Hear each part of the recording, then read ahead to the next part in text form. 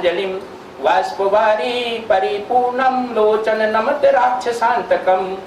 ओम ध्यानमूलं गुरुरमूर्तिः पूजामूलं गुरुपदं मंत्रमूलं गुरुरवाक्यं मोक्षमूलं गुरुकृपा। ओम शांति शांति शांति। आप सबों में विद्यमान परमात्मा को नमस्कार है।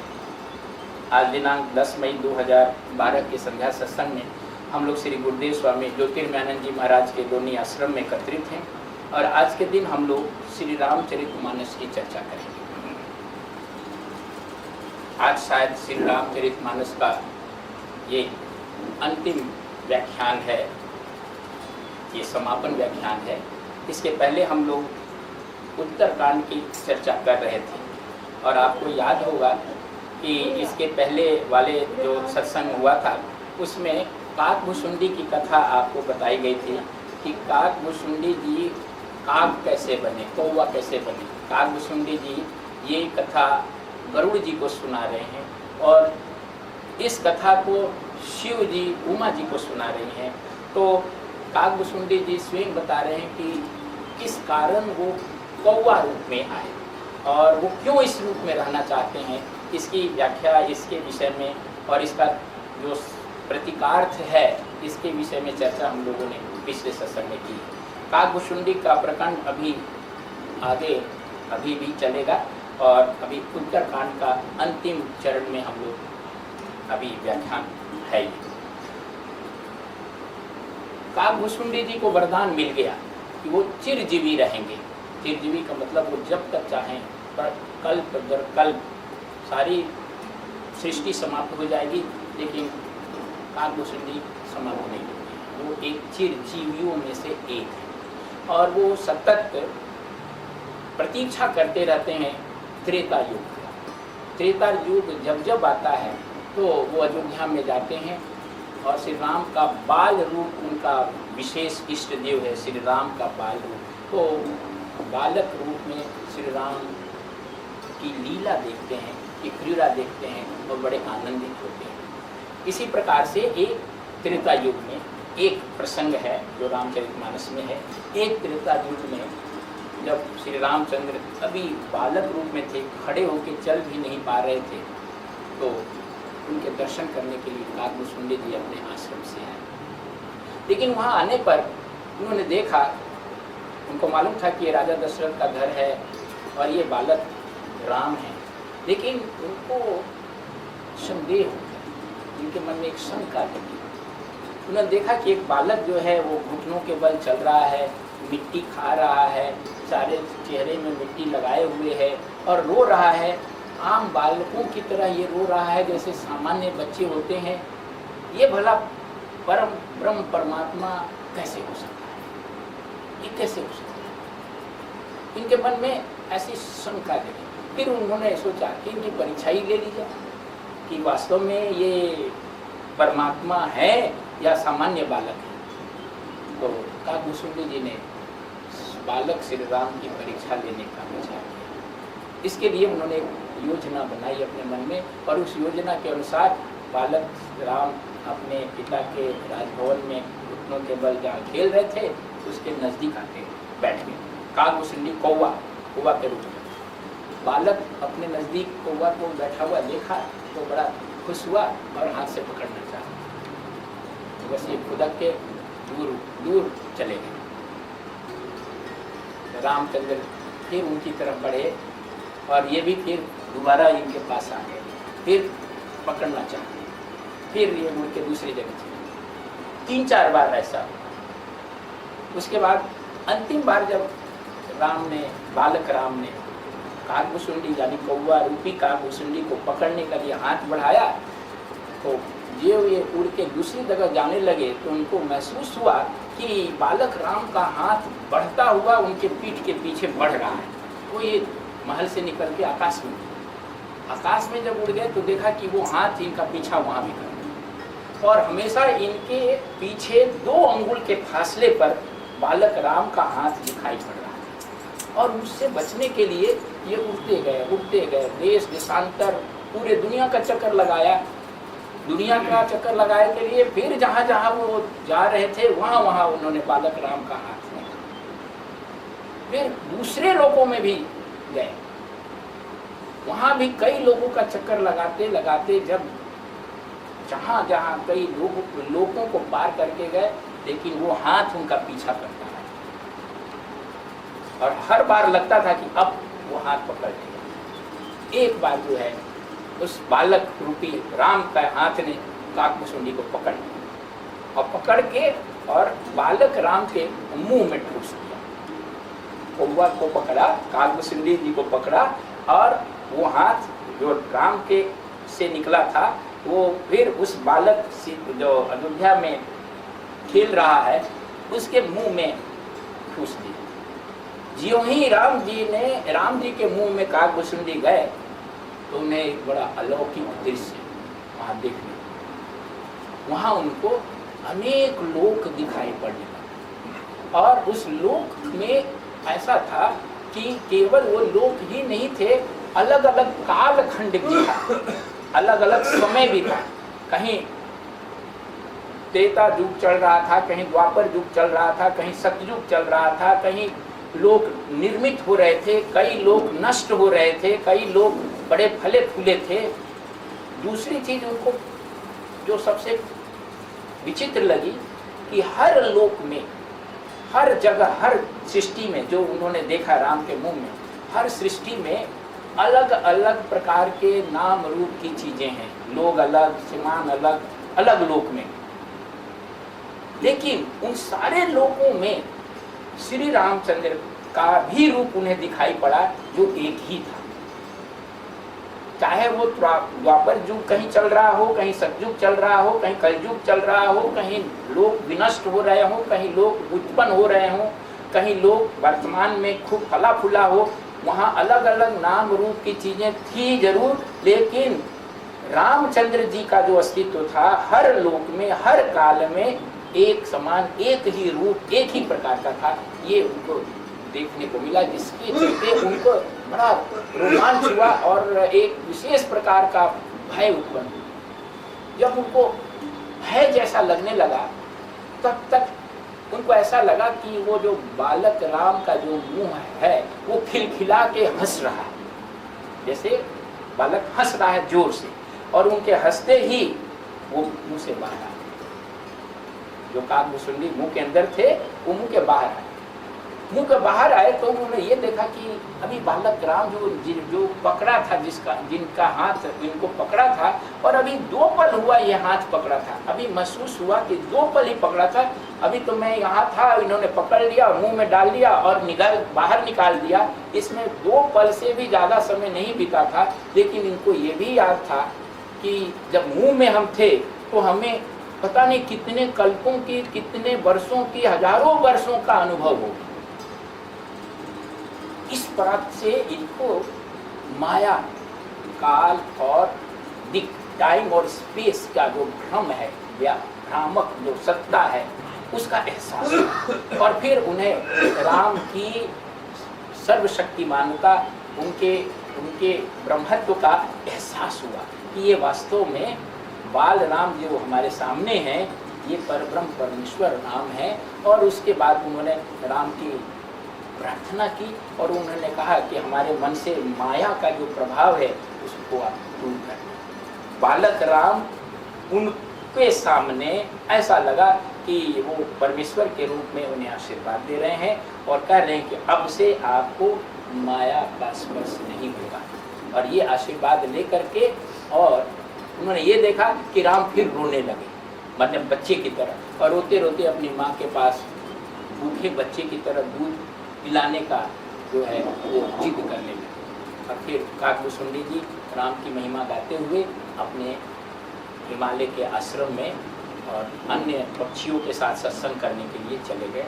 और आज भी काकभुसुंडी जी अपने आश्रम में निरंतर राम की चर्चा और सत्संग करते हुए अपने आश्रम में रहते हैं। ये कथा है उत्तरकांड में तुलसी रामायण, जिसको संक्षेप में मैंने कहा। लेकिन इस कथा के माध्यम से जो विशेष बात कही गई है, जो श्री गुरुदेव की लेखनी या वाणी का की विशेषता है कि इस कथा को तो हम सभी जानते हैं, रामचरितमानस जो पढ़ेगा इस कथा को जानेगा, लेकिन इस कथा के पीछे जो निहितार्थ है, जो इसके पीछे एक संदेश दिया गया है साधकों को, वो यहाँ बताने का प्रयास किया जा रहा है। ये काकभुसुंडी की जो कथा है वो साधकों के लिए बहुत महत्व रखती है और इसमें साधकों के लिए बहुत गहरी बात कही गई है जिसे हम सबों को जानना चाहिए। हर व्यक्ति ये बात जो अनुभव हुआ काकभुसुंडी को, वो जब अपने आश्रम से चले थे, इसकी बात ये चर्चा मैंने नहीं की थी, तो उनके मन में ये भाव उठा था कि वो परमेश्वर की माया को देखना चाहते, माया क्या है इसका अनुभव लेना चाहते थे। ये चित्त में उनके बात बैठी हुई थी और ये जो पूरी घटनाक्रम है इस माया का उन्हें एक प्रकार से अनुभव कराया। हर साधक, हम सभी प्राणी वास्तव में माया से ओतप्रोत हैं, माया से घिरे हुए हैं। हमेशा उठने से लेके सोने तक, जन्म से लेके मृत्यु तक हम माया से ग्रसित हैं और माया से प्रभावित होने के कारण हमारी आपकी सबकी बुद्धि सीमित हो गई है। अज्ञान से हम लोग ग्रसित हो गए। अज्ञान से ग्रसित होने के कारण माया में यद्यपि हम डूबे हुए हैं, माया से ओतप्रोत हैं, लेकिन हम लोगों को माया का एहसास नहीं है। हम लोग हमेशा समझते हैं कि ये वास्तविक है, ये नहीं समझते। माया मतलब कॉस्मिक इल्यूजन, भ्रम। लेकिन हम लोगों के लिए माया का एहसास नहीं होता है, नहीं लगता है कि ये सब माया है।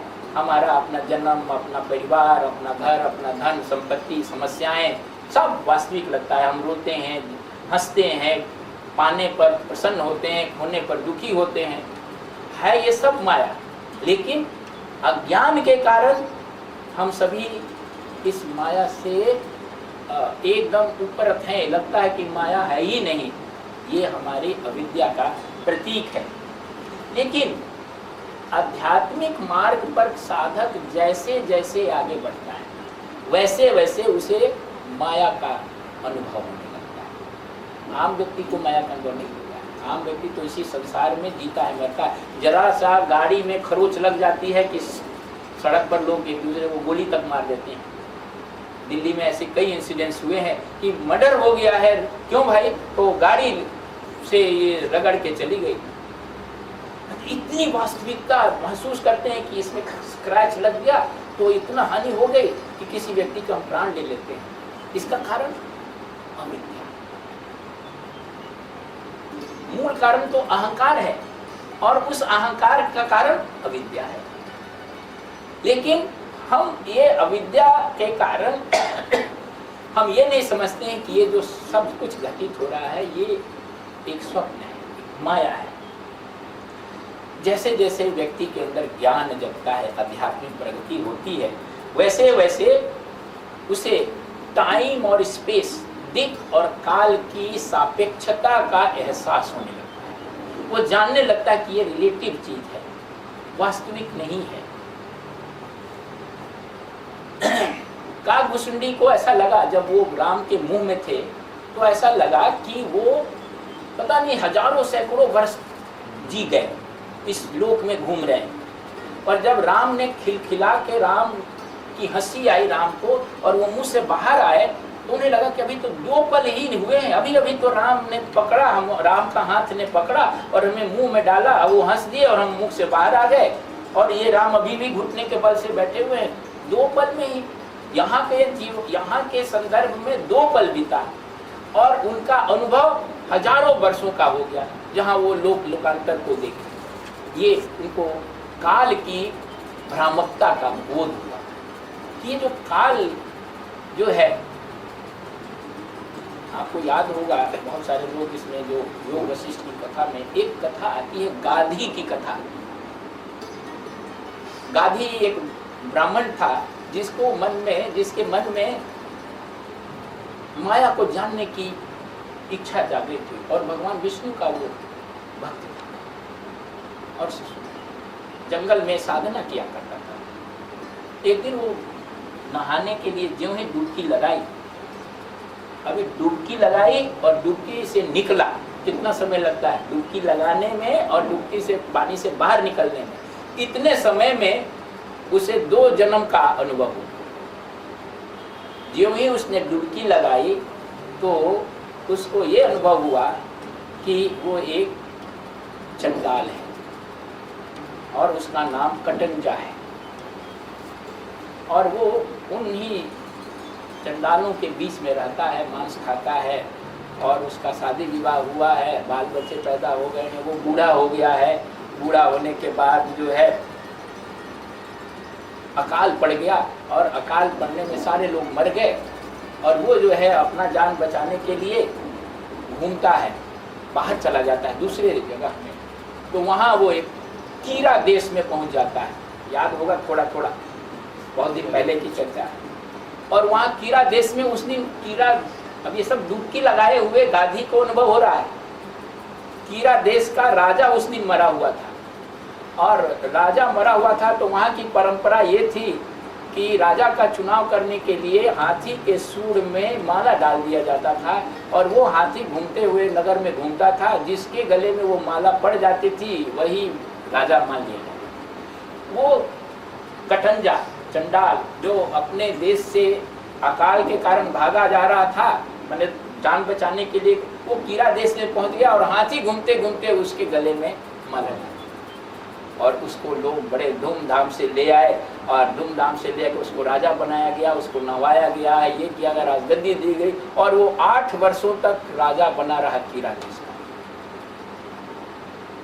एक दिन उसके मन में आया कि राजा बने बने राजसी वस्त्र पहने पहने बहुत गड़बड़ हो गया, तो हमको अपना एकदम फ्री रहना चाहते हैं, और वो फ्रीडम चाह रहा था, राजसिक मर्यादा से वो ऊब गया था।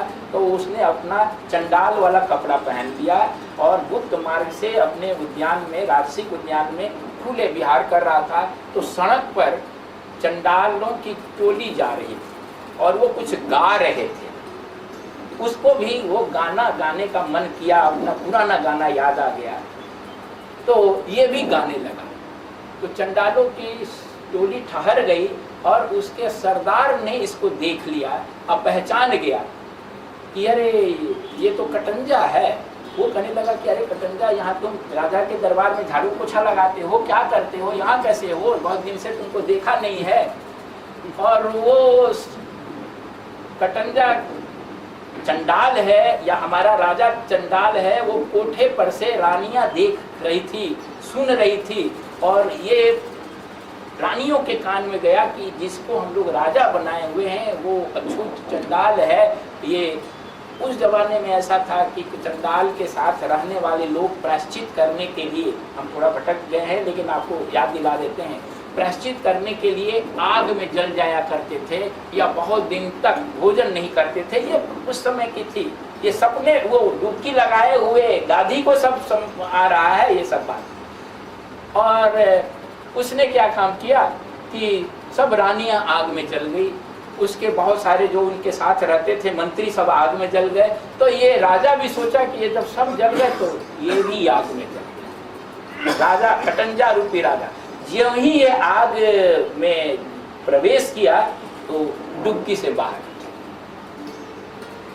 तब उसको लगा अरे इस बीच में इतना अनुभव हो गया। फिर वो भगवान विष्णु को वो याद किया और इसका एक्सप्लेनेशन भगवान विष्णु ने दिया।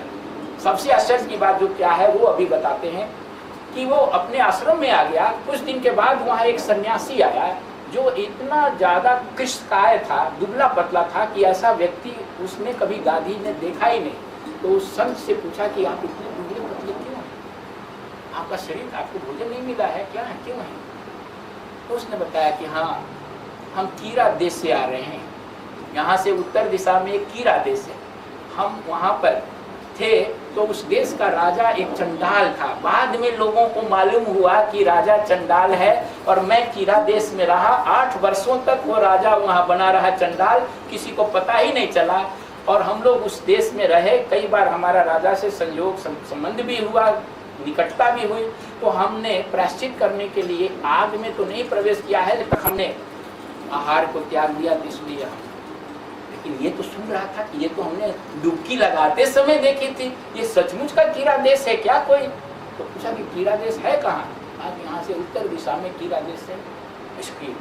इसकी द्वंद्व बढ़ गया, अरे वो तो हमको डुबकी लगाने पर अनुभव हुआ था और ये सचमुच का कीड़ा देश में आ रहा है, हम भी चले जरा कीड़ा देश का पता लगाने, है कहाँ? वो जो गाधी ब्राह्मण था वो उत्तर दिशा में गया। पहले तो जो गया तो जंगल में गया तो उसको अपनी सब कुटिया दिखाई पड़ी जहाँ वो गाय भैंस का मांस खा के हड्डियाँ फेंका करता था, वो अपना जहाँ रहता था वो सब जंगल उसको मिल गया। और आगे बढ़ा तो कीड़ा देश में भी चला गया और लोगों से जब पूछा वहाँ के लोगों से तो सब लोगों ने वही बात बताई जो उसको डुबकी लगाने में अनुभव हुआ था। अब ये आगे कथा है लेकिन हम आगे नहीं चलेंगे, ये कथा छूट जाएगी। यहाँ हम इसलिए आपको बता रहे हैं कि ये जो, और विष्णु भगवान की प्रार्थना करने पर विष्णु भगवान ने उसे क्लियर किया कि ये किस प्रकार का भ्रम है। उसने कहा कि हमको समझ में नहीं आ रही है कि जब मैंने डुबकी लगाया तो हमें स्वप्नवत अनुभव हुआ, लेकिन जब हम जग गए, सामने आ गए, वास्तविक में भी कीड़ा देश है, वास्तविक में भी कटंजा था, वास्तविक में भी हम अपनी आंखों से देखे हैं कि सब कुछ वैसा ही है, ये कैसे हो सकता है? सपना जब हम देखते हैं तो सपना जगने के बाद तो वो उसी रूप में तो रह नहीं जाता है।